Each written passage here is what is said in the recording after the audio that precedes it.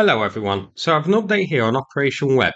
Firstly, we're going to start with the first satellite images which have been shared today. These ones are from Belaya Air Base, and we'll start with the flight line area on screen now. Starting from left to right, we can see one destroyed Tu-22M3 bomber, and then a destroyed Tu-95 Bear. Next to it, another destroyed Tu-95, this one you can see there are emergency vehicles parked nearby it. Next up, we have a possibly damaged Tu-95 and then a destroyed Tu-95 Bear again. The uploader appears to have missed one though. This here is a Tu-95 which has been towed from a flight line to here out of the way. I can't tell if damaged or destroyed, but definitely this one looks to be hit. So our total for this image is 1 Tu-22M3, 3 Tu-95 Bears destroyed, and 2 Bears damaged. So excellent work, and that's not all from Belaya. Firstly, in blue here, 2 more Tu-95s not showing signs of damage yet. But when we get clearer satellite imagery, it is possible that damage may be seen on these ones as well. We're going to have to wait and see. Let's move on. So we've seen the flight line. Now, the reverment parking area of a base. These ones we didn't see videos of yet. Ukraine only showed the attacks on the flight line. But here, satellite imagery shows 3 likely destroyed Tu-22M3 bombers. The imagery isn't really clear enough to confirm the state of the others seen here. So, our total tally for Belaya so far is 3 Tu-95s destroyed, 2 Tu-95s damaged, 4 Tu-22Ms destroyed. So, pretty good. In the reverment area as well, there's 2 that jump out here as looking like they may be damaged as well. I can't tell for certain. We're going to have to wait for more satellite imagery. And remember, this is a early assessment showing 2 sections of the base that are currently visible with satellite imagery. Some parts can't be seen yet. Later, clearer satellite imagery could definitely bung those numbers up even higher. In blue on this map are the parts we've seen in satellite imagery. In red are the areas which we haven't seen yet, and you can see there are 4 key spots which we don't have satellite imagery of, so the total numbers may get bunged up even higher very soon. Here's another satellite image. We looked at this yesterday. It's from May 31st, so before Operation Web took place. And it shows that in those areas we have many juicy targets. In the top left, 3 Tu-22Ms. Below that, 7 Tu-160s with an Il-78 transporter alongside it. Below those, An-12 and An-26 transporters. Moving right, in between the flight line and the Tu-22M fleet in reverments, we have the base's MiG-31s. So once more satellite imagery is revealed, we could definitely see some of these aircraft hit as well. And I would definitely be interested in seeing the Tu-160 flight line. I'm sure Ukraine would have targeted that. So hopefully we have an update in the coming days. We do have a new video from here though. This one is running north to south along the base. It shows that unfortunately the Tu-160 section appears to have been hit much less, but there are some fires here. The bulk of the smoke and the blazes are from the Tu-95s on the flight line and the Tu-22M section. So I do think we are going to see more Tu-22Ms in satellite imagery soon. And some of the smoke as well, it's in areas we don't have imagery yet of, including as well the MiG-31 section, so maybe a few MiG-31s may have been targeted. Again, we're going to have to wait and see. Now, I'm going to go through a couple of screenshots. So on this one, smoke surrounding 1, possibly 2 Tu-160 bombers. So we could potentially add 2 more to our tally once we get the satellite image confirming this. There is a decent amount of smoke here, so I am hopeful that at least one of the Tu-160s was targeted. And here, what I believe is an Il-76 transporter parked near the Tu-160s. A lot of smoke around it, it definitely seems like this took a hit. And Ukraine did say that Il-76s were hit in the attack as well. Again, we're going to have to wait for satellite imagery to confirm it, but it definitely seems like the number at Belaya will rise in the coming days. Belaya was the long one, over 4,350 kilometers to the border with eastern Ukraine, so a fantastic operation. And that's not all for today's updates. Now, let's check out some of the other snippets of information we have. First of all, prepare for twaddle. I have the Russian statement. This reads, today, The Kyiv regime carried out a terrorist attack using FPV drones against airfields in Murmansk, Irkutsk, Ivanovo, Ryazan, and Amur regions. First, twaddle. Not a terror attack, it's a military operation. The copium from Russia and Russian shills about this is almost as sweet as the videos and photos of the burning bombers. The report continues. All attacks repelled at airfields in Ivanovo, Ryazan, and Amur regions. We'll see about that. I very much doubt that's the case. In Murmansk and Irkutsk, as a result of FPV drones launched in close proximity to the airfields, several aircraft caught fire. The fire was got under control, I assume this is meant to say. There were no casualties among military and civilian personnel. That bit actually may not be twaddle. The jets we've seen so far were lined up in reverments or the flight line, and I do think it unlikely any military personnel would have been in that area, unless carrying out maintenance of them. I see no sign of personnel in any of the videos running for cover. However, there was a video shared yesterday showing one civilian who decided to step inside one of the abandoned drone carrier trucks, only to have it detonate as soon as he does so. So there was at least one casualty. Now, Ukraine's statement about it. $7 billion. That's the estimated cost of the enemy's strategic aviation which was hit today as a result of Operation Web. 34% of cruise missile carriers at the airfields of Russia were hit.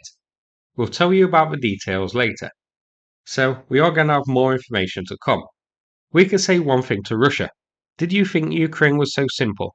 Ukraine is great. Ukraine is exclusive. It has passed all the roller coasters of history. It has undergone all kinds of tests. It's tempered with the highest tempering in the conditions of a modern world. It has no price. We are going everything to expel the enemy from our native land. We'll beat him at sea, in the air, and on land, and if necessary, we will get him out of the ground. Well, so far, 2 of those 3 accomplished. Ukraine is certainly winning the naval war, having driven the Black Sea Fleet into hiding, thanks to Storm Shadow, marine drones, and attackers. They're also winning the air war, having inflicted much heavier losses on the Russian Air Force than Russia has on Ukraine. The land war, that's a big one. Ukraine is having some great success here and inflicted heavy losses on Russia. But Russia is advancing slowly and with high losses, but nonetheless, they are slowly gaining ground. So Ukraine definitely needs to turn the tide there. Now, the final statement. We will get him out of the ground. Is that a dig towards Putin, implying that if necessary, Ukraine will get him, with the out of the ground, a reference to Putin hiding in his bunker? Who knows? It's an odd statement, and that is where my mind immediately leaped after reading that. Now, President Zelensky also issued a statement about the attack. He clarified some of the details, saying 117 drones were used here, and, possibly most interesting of all, the office for this operation, inside Russia, was located next to an FSB headquarters, which is a bit more of a poke in the eye to Russia, and very embarrassing. Also important, it mentions that the Ukrainian teams were extracted in advance.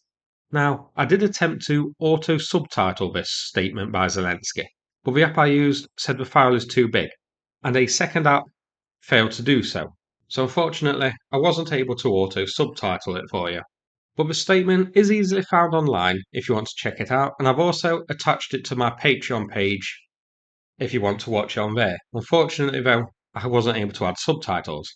Now, let's check out more details of how this was carried out.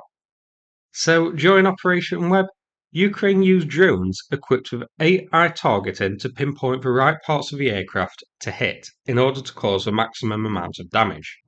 Ukraine trained the drones to do this using 3D scans of old Soviet aircraft stored at the Poltaya Museum of Long Range and Strategic Aviation, notably using the Tu-22M and the Tu-95. Now, I did wonder if that is why the Tu-16s weren't targeted as much. I assumed that there wasn't one available at the museum for practice. But that museum does have a Tu-160, so that theory falls flat. But an interesting method, and it definitely seems to have worked, and it makes this operation all the more fantastic, just the amount of work and effort put into it. This attack, though, could have been even worse for Russia and better for Ukraine. Ukrainka Air Base was also targeted, but the attack failed. This video here, showing one of the drone carriers by the side of a road, charred and destroyed. No context was given here, so I don't know whether the driver got suspicious and abandoned it here and it remote detonated, one of the drones accidentally detonated in transit, or Russian police saw the vehicle acting suspiciously and stopped it. You can see the truck is gone, just the trailer remaining, but I don't know if the driver unhitched the truck himself and drove off, or if the Russian authorities took it away. The drivers, by the way, were all unsuspecting Russian nationals hired to take the trucks around near the air bases. No Ukrainians.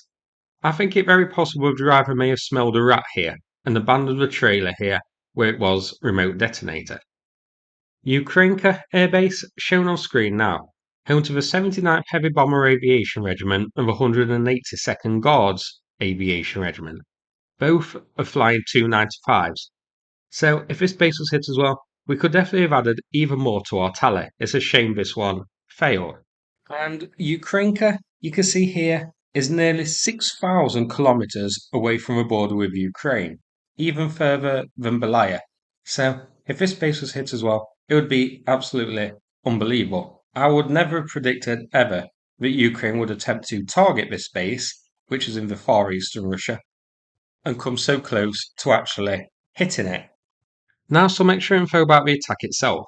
Russians have actually identified the warehouse where these drones were assembled, shown here. Quite impressive geolocation work, I have to say, using visible elements of the warehouses such as the curtains and heaters to pinpoint it as being a rented warehouse in the city of Chelyabinsk, as shown here. So the operation wasn't put together in Ukraine, but in Russia itself, which again gives a further embarrassment to Russia and Putin. Chelyabinsk, you can see, is near Kazakhstan. Now, in President Zelensky's statement, he says all operatives were extracted before this mission was carried out. We also know the drivers were unsuspecting Russian civilians, basically paid to ship a container to a location near the airbase. So it seems to me that Kazakhstan may be how Ukraine got its operatives in Russia, crossing the border here, possibly using dual citizenship Ukrainians, who then hired this warehouse and set about assembling and preparing the drones and the containers and that sort of thing, arranged for delivery, and then got out of Dodge, back across the border to Kazakhstan, and then likely taken a flight elsewhere, I'd guess to a safe country in Europe, ready to make their way back to Ukraine to a hero's welcome. Now finally, the question, why would Ukraine be so open in sharing details of how this was carried out? Well, firstly, Russia will be able to suss it out. There's dozens of burning 295 aircraft, a bunch of wrecked FPV drones littering the airfields, abandoned container trucks rigged to self-detonate parked alongside the roads. Russia is hardly going to suspect that the butler did it. Even they would be able to piece it together. So if Russia's going to figure it out, why not just be honest and admit what happened? Secondly, it also proves to the world that Ukraine does have some cards still to play. Some pretty big ones, so it destroys that narrative. This is the equivalent of Zelensky pulling a pair of aces from his sleeves. It also stops Russia from lying about it and calling it a smoking accident or debris, or whatever other twaddle they come up with. Finally, think of the chaos that this is going to cause. Every air base, naval base, and military installation in Russia now is going to be on edge. The police and army are going to be searching any lorry coming within a 40-kilometre radius of Russia's main naval bases and air bases. Is this a delivery of food to the base, or is it a delivery of drones? Is that really a normal shipment on its way to Moscow, or is it a lorry with drones inside? It's going to impact Russia hard and give them a lot of hard work, especially in terms of logistics and, of course, civilian life, with the lorry drivers being continuously inspected. So, that's it for this video. A long one, but one I hope you found interesting. I'll do an update when we get more information on this. Before we finish, I'm going to play a video from NAFO about the ongoing fundraiser, which features new patches starring Muffin, my pet rabbit, and the channel mascot. Big thanks to everybody who's helped out so far. Thanks so much, and take care, everybody. Good evening. We are a reconnaissance crew of a 3rd Assault Brigade. Since 2024, for many months, we hold the front line in Kharkiv region. Non-stop battles require a lot of equipment. Therefore, we need help from you, our friends from Help 99 and NAFO. We really need DJI Mavic drones, specifically 8 Mavic 3T and 6 Mavic 3 Pro. Also, we have need of a pickup truck. Thank you for your help. everything would be much harder without you. Слава Україні! Героям слава!